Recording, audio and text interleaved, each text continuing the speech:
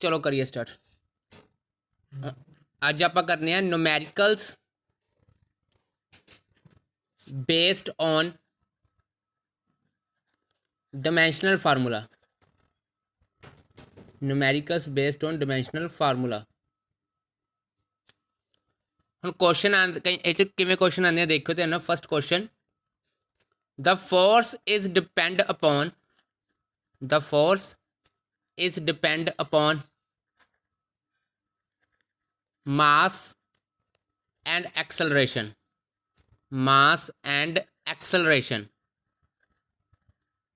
Find the expression of force.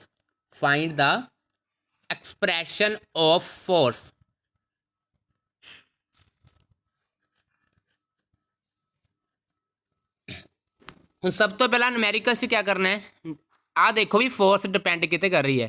Force depend कर रही है मास ते कर रही है एक्सलरेशन ते। फिर लिखना किमें है, स्टार्टिंग किमें करनी है न्यूमेरिकल दी। F directly proportional to M, F directly proportional to acceleration due to gravity, जिन्होंने जी ना रिप्रजेंट करते हैं आप।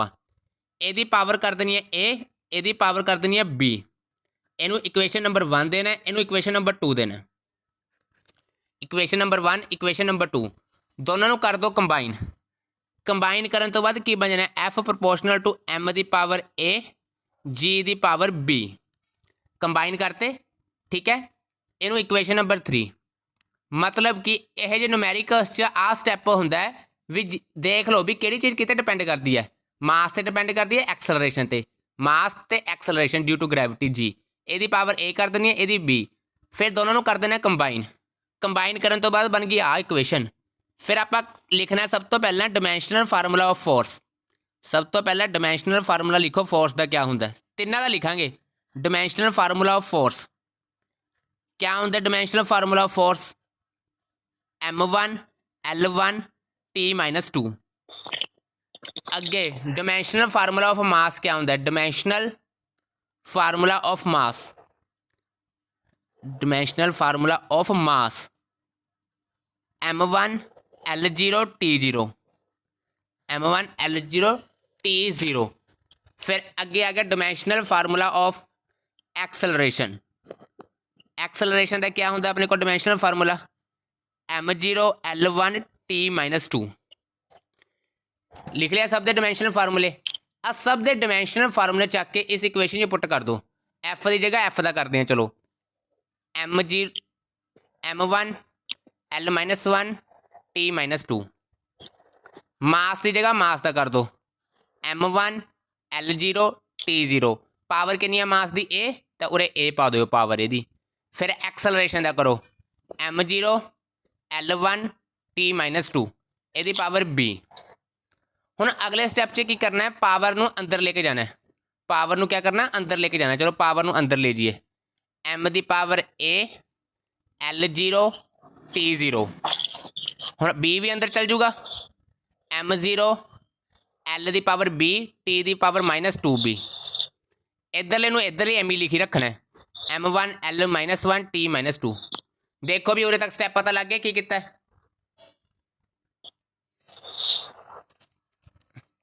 अंशिका अगले स्टैप च की करना है, जब मल्टीप्लाई होंदा तो पावर्स ऐड हो जांदियां ने। मल्टीप्लाई च पावर्स क्या हो जांदियां ने, ऐड। हुण आपां कर देंगे ऐड।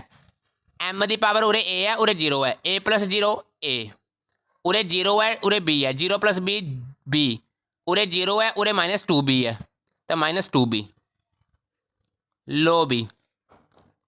ये अगला स्टैप, मतलब कि मल्टीप्लाई च पावर्स ऐड, M वाली M च ऐड, L वाली पावर्स L दियां ऐड, T दियां T ऐड। आ चीज़ बन गई। हुण लास्ट स्टैप है, आप करनी है पावर्स कंपेयरिंग। कंपेयरिंग पावर्स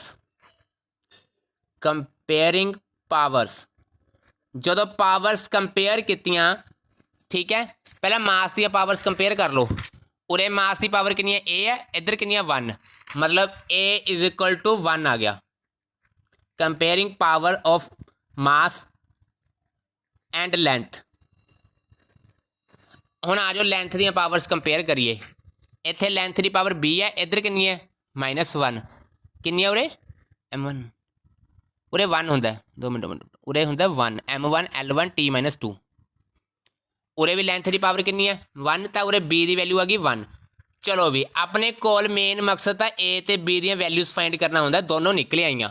ठीक है, दोनों वैल्यूज़ चक के इत्थे पुट कर देनियां ने। लो भी करिए एफ प्रपोर्शनल टू एम दी पावर 1 जी दी पावर 1। जे प्रपोर्शनैलिटी का साइन हटाना होंदा तो कॉन्सटेंट लगाते होंगे, आप उरे कॉन्सटेंट लगाता के। फार्मूला की बन गया एफ इज इक्वल टू के एम जी। आ बन गया अपने को रिक्वायर्ड एक्सप्रैशन। रिक्वायर्ड एक्सप्रैशन इत्थे खत्म है। यह जो न्यूमेरिकल आते होंगे पेपर च, सब तो पहला स्टैप सुन लो क्या है। The force is depend upon mass and acceleration. जी चीज़ डिपेंड करती है फोर्स मास ते एक्सलरेशन ते। एदी पावर ए एदी पावर बी, दोनों को कर लेना कंबाइन। कंबाइन करके आ बनेगी इक्वेशन। फिर सब का डायमेंशनल फार्मूला लिखना है। तिना का लिखांगे, पहला दूजा तीजा सब दे लिख ले।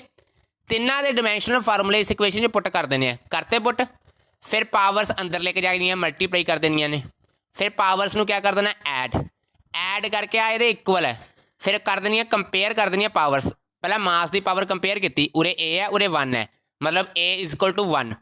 उरे लेंथ की की बी है, उरे कितनी है 1 है, बी भी 1। ये करने की लड़ ही नहीं क्योंकि थोड़े को ए तो बी की वैल्यू चाहिए सी, निकल गया। पता लग गया दविंदर? Yes sir. अगला क्वेश्चन है हुण, next question. The force is depend upon the force is depend upon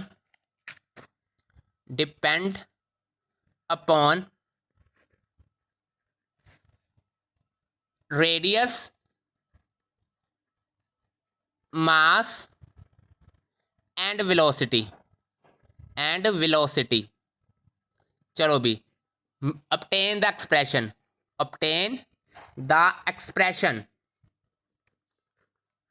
कहते एक्सप्रैशन बनाओ।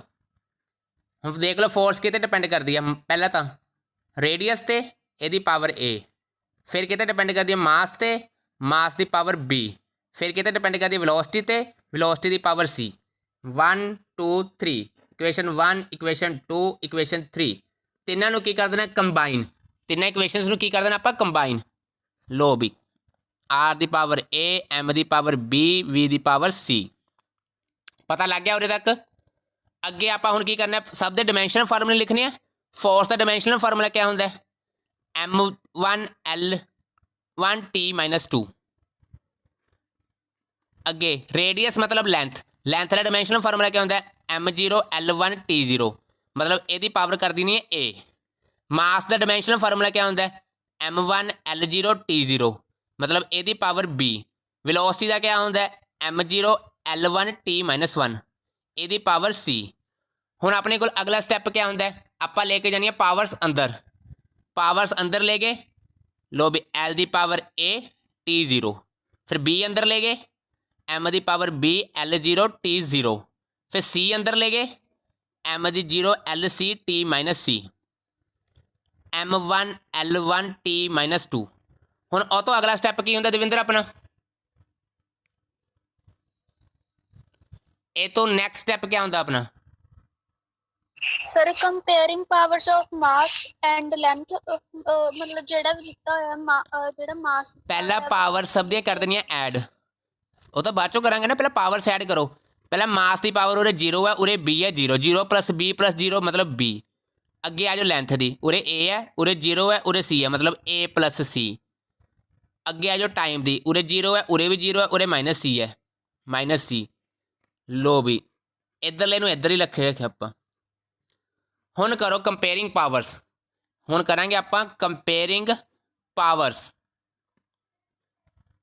जो पावर्स कंपेयर की पहला मास की करी तो थोड़े को बी आ गया 1, मास की की बी आ गया 1, लेंथ की की फिर आया ए प्लस सी इक्वल टू 1, फिर टाइम की की माइनस सी इक्वल टू -2। चलो बी की वैल्यू तो आपको पता लग गई 1 है, सी की भी पता लग गई कितनी है 2 है, सी की कितनी है 2 क्योंकि माइनस नाल माइनस कैंसल हो गए। हुण आपां नूं ए की वैल्यू चाहिए, किवें कड्डांगे ए की वैल्यू? ए की वैल्यू किवें निकलूगी? सर सी दी वैल्यू पुट करके। लो भी 2 उधर जाके माइनस हो गया, 1 - 2 कितना होंदा -1। लो भी ए ਦੀ ਵੀ ਨਿਕਲੀ ਆਈ। ਹੁਣ ਆਪਣਾ ਕੰਮ ਕੀ ਹੁੰਦਾ, ਇੱਥੇ ਪੁੱਟ ਕਰ ਦਿੰਦੇ ਆ ਜੋ f proportional to r the power a ਮਤਲਬ r ਦੀ ਪਾਵਰ -1 ਅੱਗੇ m ਦੀ ਪਾਵਰ b ਮਤਲਬ m ਦੀ ਪਾਵਰ 1 v ਦੀ ਪਾਵਰ c ਮਤਲਬ v ਦੀ ਪਾਵਰ 2। ਹੁਣ ਤੁਹਾਨੂੰ ਪਤਾ ਜੇ ਕਿਸੇ ਦੀ ਪਾਵਰ -1 ਉਹ ਥੱਲੇ ਆ ਜਾਂਦਾ ਹੁੰਦਾ ਤਾਂ ਕੀ ਬਣ ਗਿਆ mv² ਅਪੋਨ r। ਜੇ ਪ੍ਰਪੋਰਸ਼ਨੈਲਿਟੀ ਦਾ ਸਾਈਨ ਹਟਾਉਣਾ ਤਾਂ ਕੀ ਲਗਾਉਣਾ ਪਊਗਾ ਕੌਂਸਟੈਂਟ। ਕੀ ਲੱਗ ਗਿਆ ਕੌਂਸਟੈਂਟ mv² ਅਪੋਨ r। ਇੱਥੇ ਖਤਮ ਲੱਗ ਗਿਆ ਪਤਾ। ਜਿਹੜੇ ਅੱਜ ਨੂਮੈਰੀਕਲ ਕਰੇ ਆ ਕਿਹੋ ਜਿਹੇ ਆਉਂਦੇ ਆ ਪੇਪਰ 'ਚ ਦਵਿੰਦਰ ਇਹ ਜੀ ਬੁੱਕ ਚੱਕਿਓ। ਬੁੱਕ 'ਚ ਇਹੋ ਜਿਹੇ ਬਹੁਤ ਹੋਣਗੇ, ਬਸ ਮੈਥਡ ਸੇਮ ਹੀ ਹੈ। ਮੈਥਡ ਸੇਮ ਹੀ ਹੈ, ਸੇਮ ਹੀ ਸਟੈਪ ਹੋਣਗੇ।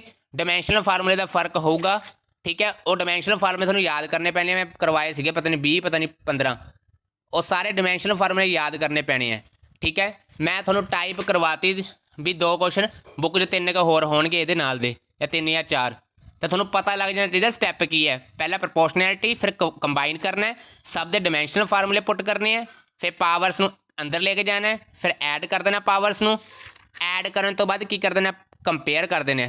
ਕੰਪੇਅਰ ਕਰਨ ਤੋਂ ਬਾਅਦ A B C the values ਪੁੱਟ ਕਰਕੇ ਆਂਸਰ ਆ ਜਾਣਾ। ਉਰਵਸ਼ੀ ਲੱਗ ਗਿਆ ਪਤਾ? ਹਾਂਜੀ ਸਰ। ਤੀਜਾ ਕੁਐਸਚਨ ਹੈ, ਤੁਸੀਂ ਕਰਕੇ ਦਿਖਾਣਾ ਮੈਨੂੰ, ਸੈਂਡ ਕਰ ਦਿਓ, ਕੱਲ ਦਿਖਾ ਦਿਓ। ਕੁਐਸਚਨ ਹੈ the velocity of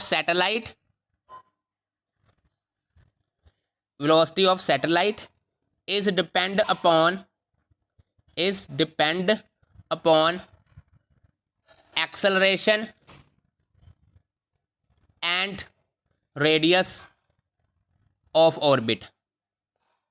ਆ ਕੁਐਸਚਨ ਦੇਖ ਲਿਓ, ਆ ਤੁਸੀਂ ਮੈਨੂੰ ਕੱਲ ਤੱਕ ਕਰਕੇ ਦਿਖਾਣਾ ਹੈ। ਸੇਮ ਹੀ ਸਟੈਪ ਹੈ। velocity of satellites it depend upon acceleration and radius of orbit। obtain the expression। Davinder ਹੋ ਜਾਣਾ ਚਾਹੀਦਾ ਤੇਰੇ ਤੋਂ। Okay sir. ਨੋਟ ਕਰ ਲਿਆ ਸਭ ਨੇ? ਹਾਂਜੀ ਸਰ। ਹਾਂਜੀ ਸਰ।